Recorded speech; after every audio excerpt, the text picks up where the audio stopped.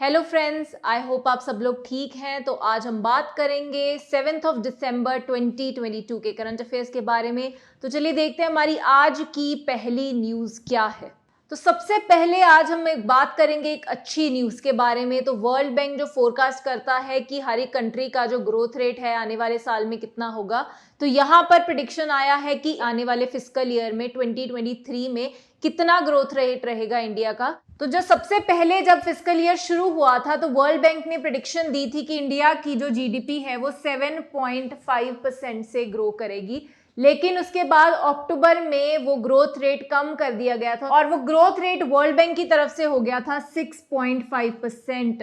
एकदम से 1% कम कर दिया था हमारा इंडिया का ग्रोथ रेट का जो फोरकास्ट है। लेकिन अब दिसंबर में वर्ल्ड बैंक ने फिर से वो फोरकास्ट को इंक्रीज किया है, 1% से नहीं किया लेकिन 0.4% से इंक्रीज किया है। तो ये एक अच्छी खबर है हमारे देश के लिए कि हमारा देश आने वाले रिसेशन के टाइम में भी ग्रोथ की तरफ जाने वाला है। इसके अलावा वर्ल्ड बैंक ने यह भी प्रेडिक्शन किया है कि इंडिया का जो फिस्कल डेफिसिट के रिलेटेड टारगेट है, जो टारगेट कहता है कि हमारा फिस्कल डेफिसिट 6.4% ऑफ जीडीपी होना चाहिए, तो इंडिया अपना डेफिसिट वाला टारगेट भी अचीव करेगा आने वाले फिस्कल ईयर में। तो ये दोनों ही बहुत अच्छी खबर है हमारे देश के लिए। तो आगे हम बात करते हैं रेमिटेंसेस के बारे में। तो रेमिटेंसेस बेसिकली क्या होते हैं कि अगर आपके कोई रिश्तेदार या आपके कोई दोस्त बाहर से जो आपको पैसा भेजते हैं यहाँ पर, उसको हम रेमिटेंसेस बोलते हैं। तो इंडिया दुनिया की ऐसी पहली कंट्री है जो $100 बिलियन के रेमिटेंसेस रिसीव कर रही है। इस साल की हम ये बात कर रहे हैं।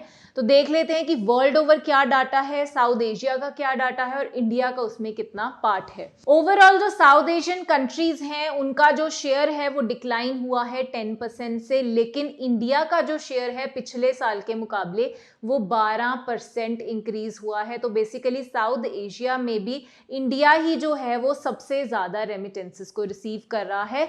तो यहाँ पर डाटा ये कहता है कि वर्ल्ड वाइड जो रेमिटेंसेस हैं वो $794 बिलियन के हैं। तो वर्ल्ड ओवर जितनी भी कंट्रीज हैं ये उनका डाटा है और स्पेसिफिकली इस 794 बिलियन में से साउथ एशियन कंट्रीज का जो शेयर रहेगा वो है $163 बिलियन का। और आप इसमें ये देखिए कि 163 बिलियन में से 100 बिलियन अकेला इंडिया का ही है। इसका मतलब बाकी की सारी साउथ एशियंस का जो कंट्रीब्यूशन है वो 63 बिलियन का है और उसमें से आधे से भी ज्यादा जो हिस्सा है वो सिर्फ और सिर्फ इंडिया का है। और इसीलिए इंडिया बन गया है सबसे ज्यादा रेमिटेंसेस रिसीव करने वाला कंट्री, क्योंकि हमने $100 बिलियन रेमिटेंसेस रिसीव किए हैं इस साल।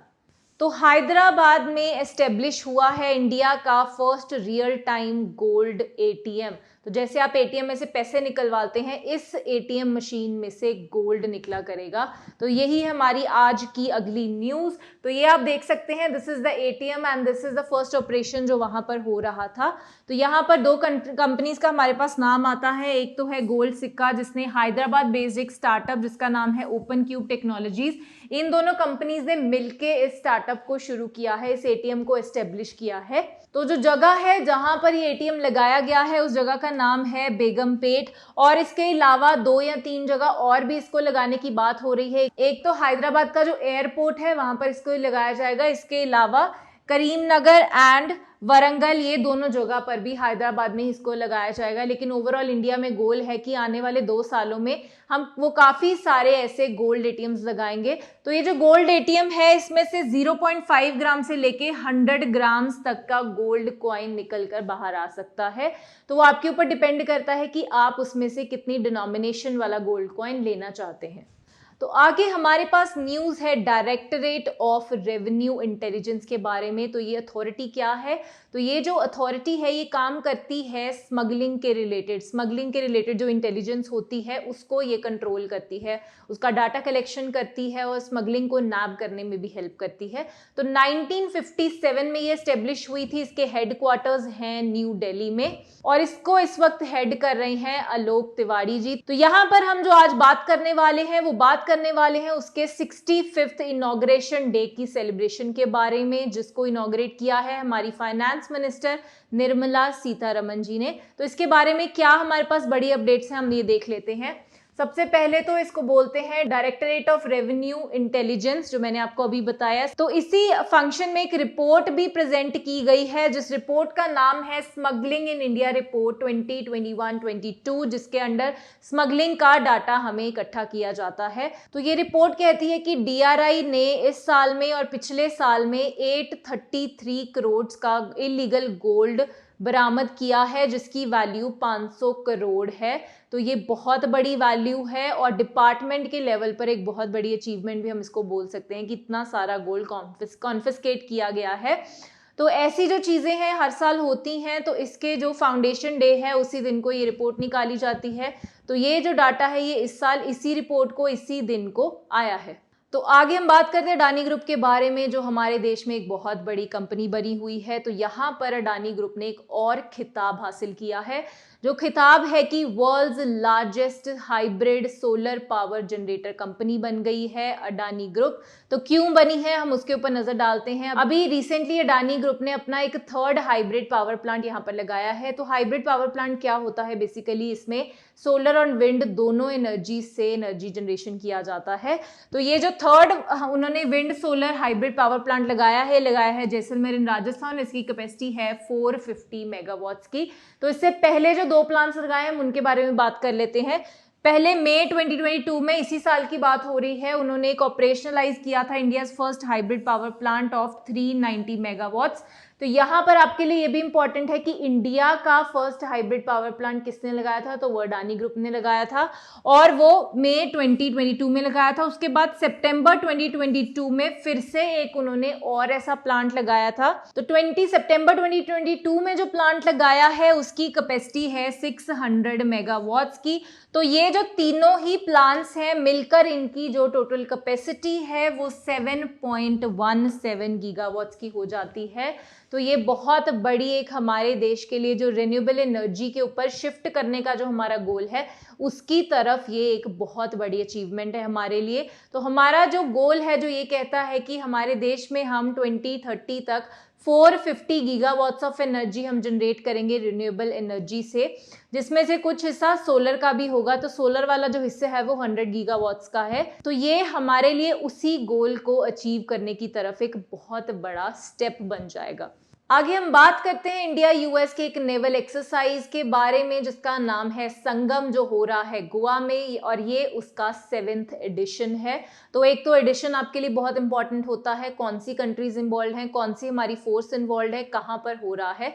तो ये सारी इन्फॉर्मेशन मैं आपको बता चुकी हूँ। तो कौन सा ग्रुप इसमें इन्वॉल्व हो रहा है उसके बारे में बात कर लेते हैं। तो जो यूएस से आएगी उस टीम का नाम है seal team 5 based at San Diego US, और इंडिया की तरफ से होगा Indian Navy MARCOS from INS Abhimanyu. तो ये दोनों टीम्स आपस में ये जो नेवल एक्सरसाइज है वो करने वाली हैं और ये गोवा में होने वाला है। और इसका जो ड्यूरेशन होगा वो 3 वीक्स का रहेगा। तो इसमें वो अपने एक्सपीरियंसेस शेयर करेंगे, नई नई टेक्निक्स ऐसे इन्वेंट करेंगे कि अगर कोई ऐसा ऑपरेशन हमें करना पड़ता है तो हम उसको कैसे कर सकते हैं। अपने जो आर्मी मैन हैं उनको वो ट्रेन करने की और प्रोफेशनलाइज करने की कोशिश करेंगे। तो इंडिया का अगर किसी भी कंट्री के साथ ऐसा कोई भी जॉइंट ऑपरेशन होता है, चाहे वो नेवल हो, चाहे वो आर्मी का हो या किसी भी चीज का हो, तो वो आपके लिए एग्जाम पॉइंट ऑफ व्यू से बहुत इंपॉर्टेंट होता है। तो अगर आप एग्जाम के लिए जा रहे हैं तो पिछले 1 साल में जितने भी ऐसे ऑपरेशंस हुए हैं आपको उनके ऊपर खास ध्यान देना होगा। तो आगे हम बात करते हैं 2 कंट्रीज के बारे में। एक तो हमारी कंट्री है इंडिया और दूसरी कंट्री यहाँ पर है जर्मनी। तो इन दोनों के बीच में एक एग्रीमेंट साइन हुआ है, जिस एग्रीमेंट का नाम है